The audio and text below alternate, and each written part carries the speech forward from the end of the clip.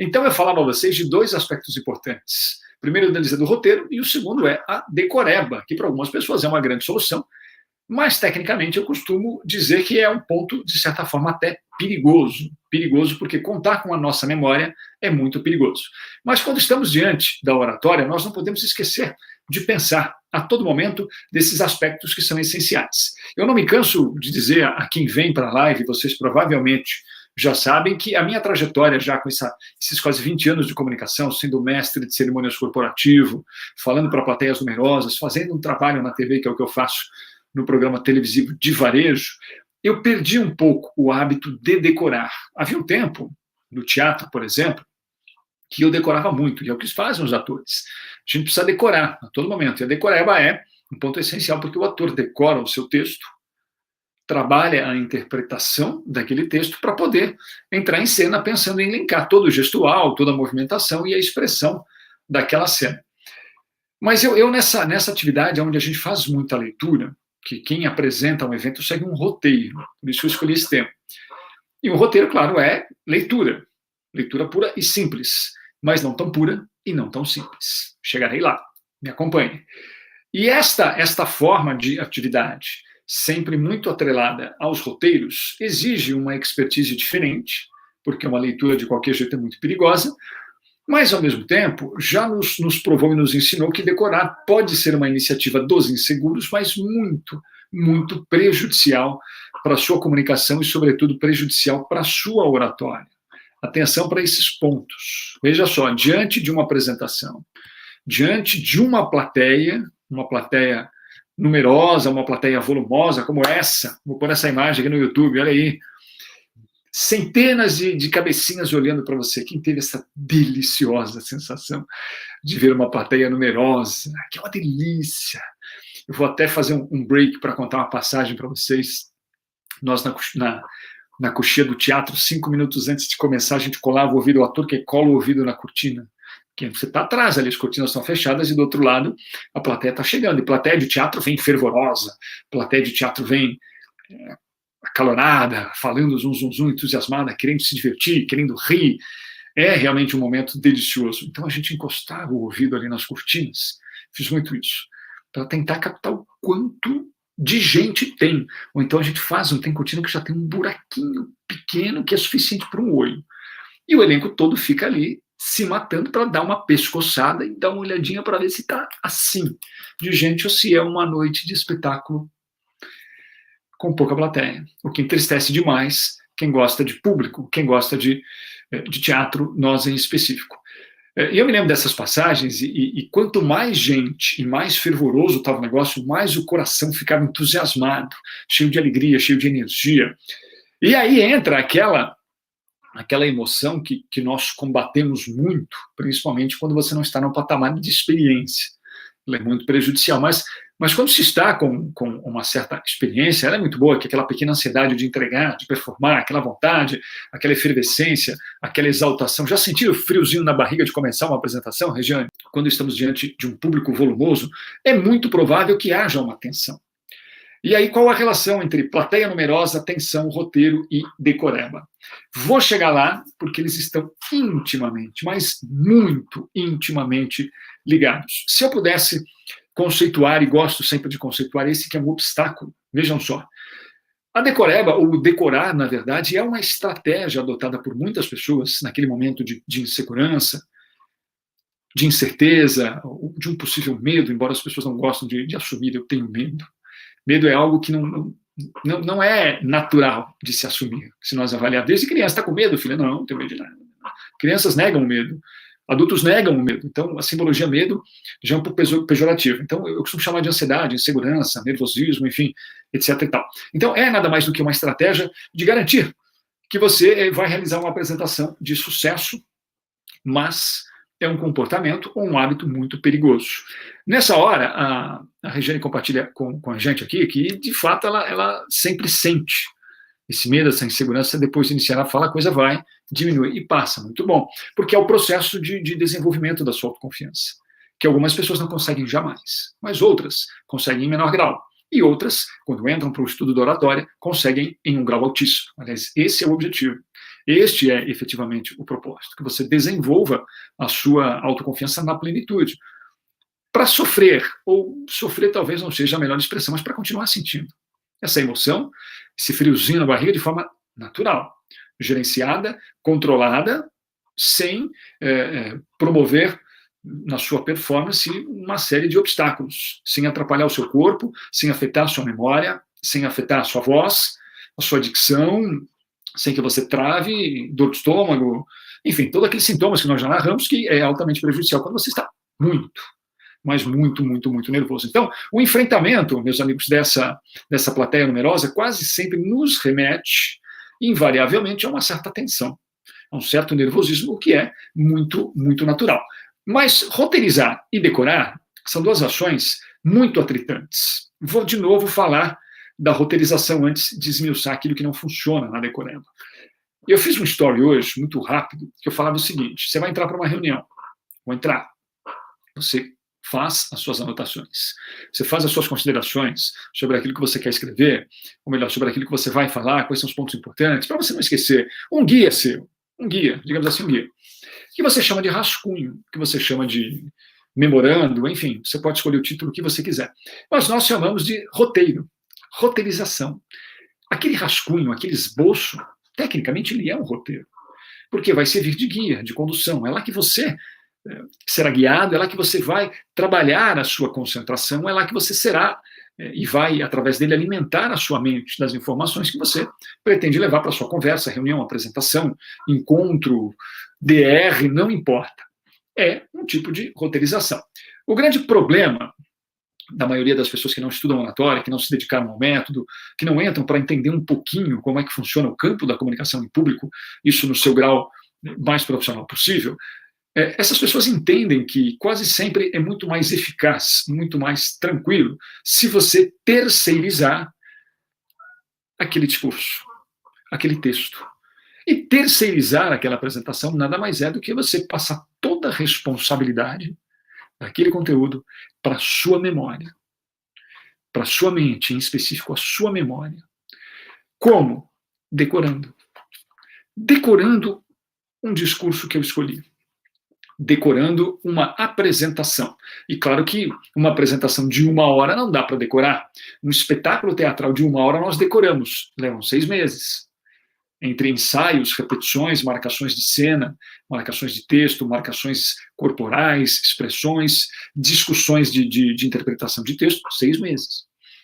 Então, veja o tamanho do compromisso e do abacaxi, que é você adotar o protocolo de decorar um roteiro que eu chamo, pode ser um esboço, um rascunho, um conteúdo, uma pauta de uma apresentação, de uma reunião, ou provavelmente de uma apresentação. Em um evento, por exemplo, uma aula, imaginem o que vocês quiserem. Altamente prejudicial e muito perigoso. E neste momento isso passa a se tornar um problema, deixa eu até marcar aqui, passa a se tornar um problema, por quê? Porque as pessoas, quase sempre movidas por uma insegurança, veja como é, vou jogar a imagem do cérebro aqui, ó. Pessoal, olha, se vocês pudessem assistir pelo YouTube, vocês vão adorar, porque eu vou trocando slide. E tem coisa que no Instagram ainda não dá para fazer, ainda não dá, ou dá, mas através de plataformas meio suspeitas ali. Veja só, um cérebro acorrentado, eu gosto dessa imagem, olha que coisa mais bonita na expressão do que eu quero dizer. Dentro deste conceito, o decorar, como nós especificamente falando, são práticas, hábitos, protocolos, comportamentos que são adotados exatamente por pessoas inseguras, e elas se dão movidos por uma certa insegurança. Eu diria uma boa dose de insegurança. Veja como é a nossa mente. Porque quando você imagina assim, puxa, qual é o ritmo da minha apresentação? Qual é o tom da minha leitura? Será que eu vou, na hora que eu começar, eu vou parar, eu vou travar? Já sei, eu vou decorar. Não vou dizer o nunca antes visto, mas o sempre constante e presente, perturbador das emoções, fantasmagórico, o branco. Olha que slide legal, Régia. O branco nas apresentações, que é representado nessa imagem que nós fizemos de uma borracha, meio que apagando o seu cérebro, apagando aquela parte da sua memória, que você depositou tudo ali, não é, Ana? Ana Camila, você se preparou para a sua apresentação, mas você escolheu errado, você resolveu decorar aqueles pontos que são mais importantes, não é isso? Você resolveu decorar, fez o roteiro e escolheu alguns pontos, porque não dá para decorar tudo, Não é? Como eu digo, 1 hora de apresentação é só o ator no teatro que decora 1 hora de apresentação. Então, aqueles pontos que são importantes, você resolveu decorar. Entretanto, como você está ansioso, está cheio de gente na plateia, e está todo mundo lá esperando você, e você escuta um zum, zum, zum, vê aquelas cabecinhas, os olhares voltados para você, ou até mesmo em uma reunião importante, onde o seu chefe está ali te acompanhando.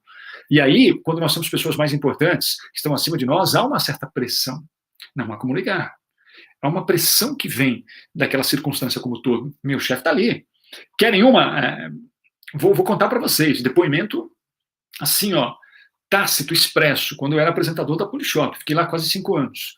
A mesma Polishop que vocês conhecem, aquela que vende o Juicer, aquela que vende o George Foreman, aquela que vende o Valita. Aliás, eu apresentei inúmeros desses produtos. E esse programa acontecia ao vivo. Eu ficava 45 minutos ao vivo esmiuçando um produto e trazendo as pessoas, fazendo com que elas ligassem e comprassem. Nós não tínhamos naquela época uma internet tão vigorosa, onde a pessoa comprava pelo site, pelo aplicativo e acabou. Não, era na televisão. A pessoa sintonizava e assistia o programa e passava a mão no telefone e ligava para um call center. E ali nós tínhamos 50 atendentes preparados para receber a sua ligação e fechar o negócio e vender o produto que nós estávamos ali no estúdio apresentando.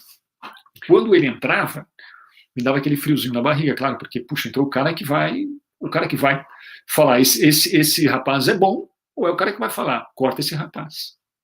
E eu não admitia essa última hipótese.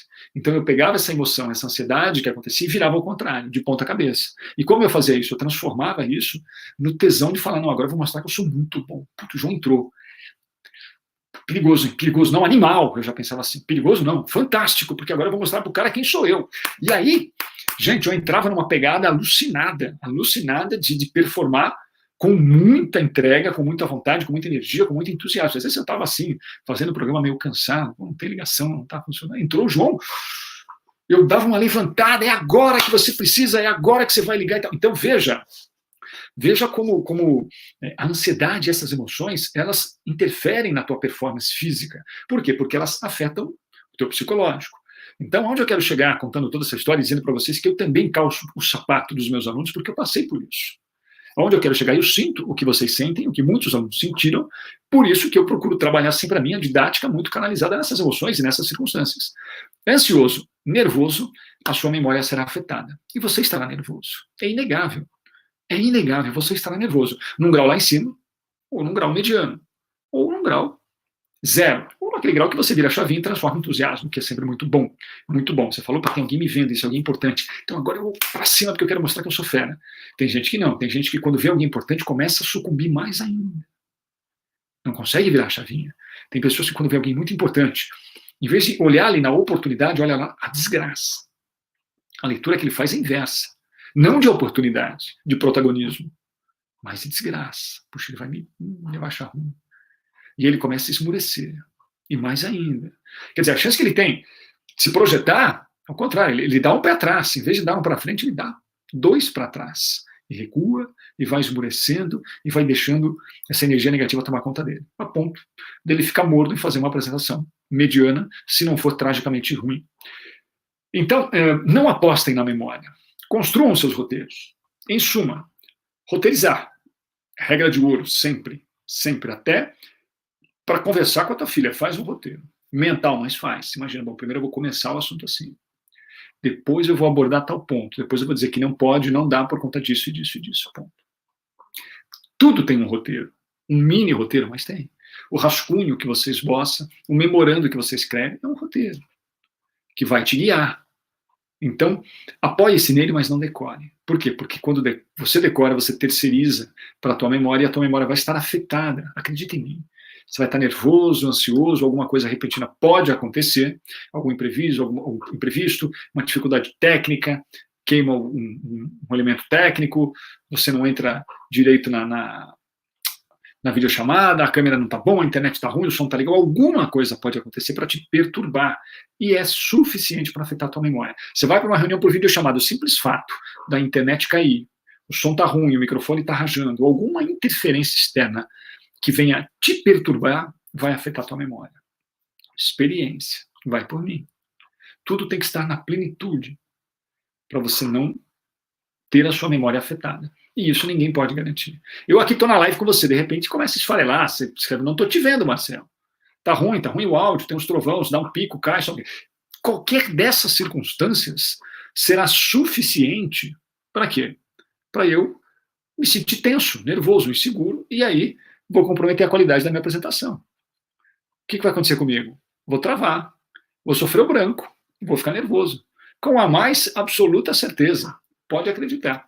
Por isso, não terceirize para o seu cérebro. Não acredite, meus amigos, que a sua mente vai entregar tudo aquilo decorado. E ainda que entregue, não é uma grande ferramenta.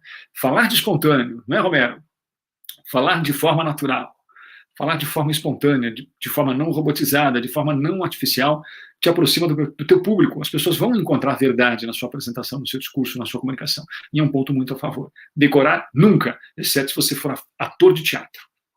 Se estiver em cena, se estiver contracenando, aí é decorar texto, sempre.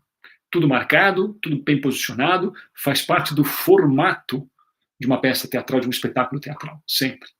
O que não acontece em um discurso, em uma apresentação, em uma aula, em uma reunião de engajamento, uma reunião com seus clientes. Jamais, sob pena de você ter os resultados comprometidos. Estruture a sua comunicação e vale a palavra de ordem. Decorar, não. Jamais, pelo sucesso da tua empreitada. Tá selado, gente? Maravilha? Era o que eu tinha para hoje. Dúvidas? Perguntas? Sugestões? Recomendações? Pessoal, quem está no meu canal no YouTube, hein? Deixa eu fazer um jabá. Quem está no meu canal no Telegram? Olha aí, Telegram. Quem está no Telegram? Quem está no YouTube? YouTube, deixa eu ver aqui, ó. YouTube. Pessoal, tem tanta aula legal no YouTube. Vocês não sabiam que eu tenho um canal no YouTube? Aliás, eu estou transmitindo aqui direto para o Facebook, para o YouTube e também pelo Instagram. Eu estou na trilogia das redes sociais aqui, ó, vejam vocês. E pelo YouTube, aliás, lá no YouTube, pessoal, eu sugiro que vocês, se puderem, quiserem, acionem o sininho, me sigam, apertem ali o disparador para vocês serem sempre informados cada vez que, por exemplo, a gente entrar em uma live. E lá tem muita aula sobre todos os pontos possíveis. Lá tem aula sobre medo, insegurança, gerenciamento emocional, dicção, articulação, interpretação.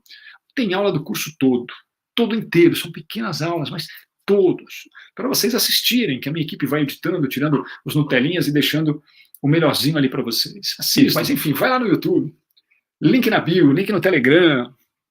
O Gui acompanha que eu vejo sempre os meus stories. Né, Gui? Que legal ter você aí acompanhando os meus conteúdos. Estou muito feliz de ver essa galera sempre comigo no Telegram. Quem está no Telegram escutando as dicas todos os dias, ou quem já se inscreveu no meu canal no YouTube, ou vai assistir as aulas ali, tem muita aula legal. Vão lá.